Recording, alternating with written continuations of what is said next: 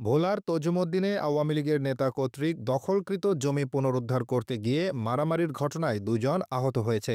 গতকাল বিকেলে উপজেলার শম্ভুপুর ইউনিয়নের গোলকপুর গ্রামের আক্তারুজ্জামান হাওলাদার বাড়িতে এই সংঘর্ষের ঘটনা ঘটে। পুলিশ ঘটনাস্থল পরিদর্শন করেছেন। থানায় দেয়া অভিযোগ সূত্রে জানা গেছে, শম্ভুপুর ৩ নম্বর ওয়ার্ডের বিএনপি নেতা হান্নান হাওলাদারের অধীনে গোলকপুর গ্রামের ইরি বোরো ধানের একটি স্কিম ছিল।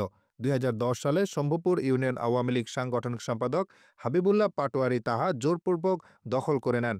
ক্ষমতার পট পরিবর্তনের পর হান্নান হাওলাদার স্কিমের দখল ছেড়ে দেওয়ার জন্য হাবিবুল্লাহ পাটোয়ারিকে অনুরোধ করেন, কিন্তু তিনি স্কিম না ছেড়ে দিয়ে কাজ শুরু করেন। এ সময় হান্নান হাওলাদারের ভাই উপজেলা কৃষক দলের যুগ্ম সম্পাদক জুলফিকার আলী বাধা দিয়ে কাজ বন্ধ করে দেয়। এরপর হাবিবুল্লাহ পাটোয়ারি বাড়িতে গিয়ে তার ছেলে দেবীপুর সিনিয়র ফাজিল মাদ্রাসা ছাত্রলীগ সভাপতি রবিনসহ লোকজন ডেকে এনে দেশীয় অস্ত্র নিয়ে অতর্কিত হামলা করলে পুরো এলাকায় আতঙ্ক ছড়িয়ে পড়ে। এ সময় ধারালো ছুরির আঘাতে জুলফিকার আলীর ছেলে ছাত্রদল নেতা মোহাম্মদ আলী মারাত্মক জখম হয়।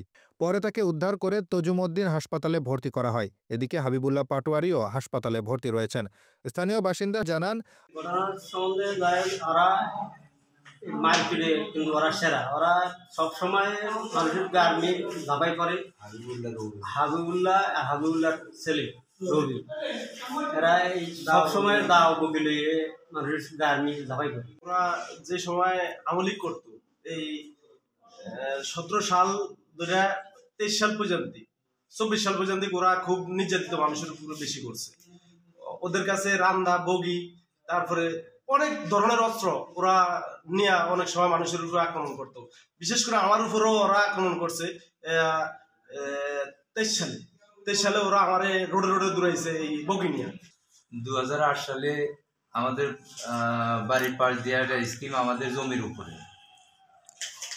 আওয়ামী লীগ ক্ষমতা আসার পর হাবিবুল্লাহ তথা হাবিবুল্লাহ ছেলে এবং এই হাবিবুল্লাহ ইউনিয়ন আওয়ামী লীগের সাংগঠনিক আওয়ামী লীগের প্রভাব খাটায় আমাদের এই স্কিমটা তারা দখল করার পরে এই 17 বছর যাবৎ তারা স্কিম চালাইতেছে। আমি গত কিছুদিন আগে বলছি যে তোমরা এতদিন স্কিম করছো, এখন আমি স্কিমটা করতে চাই। তো করতে গেলাম, এই কথা বলছি, তার ভাতিজা বলছি, তার ভাইয়ের কাছে বলছি, তার চাচাদের কাছে, স্থানীয় অনেক লোকজনের কাছে বলছি, তার আত্মীয় স্বজন, পাড়া প্রতিবেশী, আমার এলাকার লোকজন যারা আছে তাদের সবার কাছে আমি এই কথাটা বলছি যে স্কিম এতদিন ওই করছে, এখন আমি করব। আজকে হঠাৎ করিয়া ওই মেশিন বসাইছে, মেশিন বসানোর পরে মেশিন চালু করছে। আমি সেখানে গেলাম, যাওয়ার পরে আমি বললাম যে তুমি এটা কি কথা, তুমি মেশিন চালু করছো? তখন আমাকে বলতেছে তোরে জিজ্ঞেস করে কি আমি স্কিম দেবো নাকি?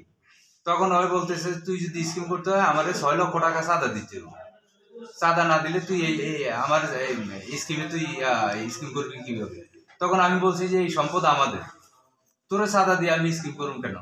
তখন ওর ছেলে রবিন, এই হাবিবুল্লাহ এবং রবিন তার ছেলে এবং বাতিজা সহকারে আমাদের গায়ের দিকে ঝাঁপায় আছে, বগি টগি লিয়া, অস্ত্র টস্ত্র লিয়া, রড টড লিয়া।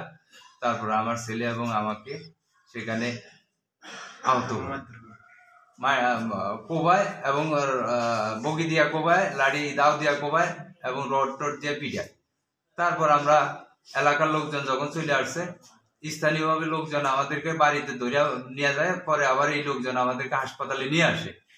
নিয়ে আসার পরে আমি আবার এই ডাক্তারের ওরা হাসপাতালে ভর্তি করছি। আমি ডাক্তার দেখাইছি, দেখানোর পরে পরে আমি করলাম আর কি, এখানে বৈশাখ সংবাদ সম্মেলনে আশ্রয় নিছি আপনাদের মাধ্যমে, যাতে আমি এটা দৃষ্টান্তমূলক বিচার এবং শাস্তির ব্যবস্থা করে, এই জন্য আমি আপনাদের সহযোগিতা কামনা করি।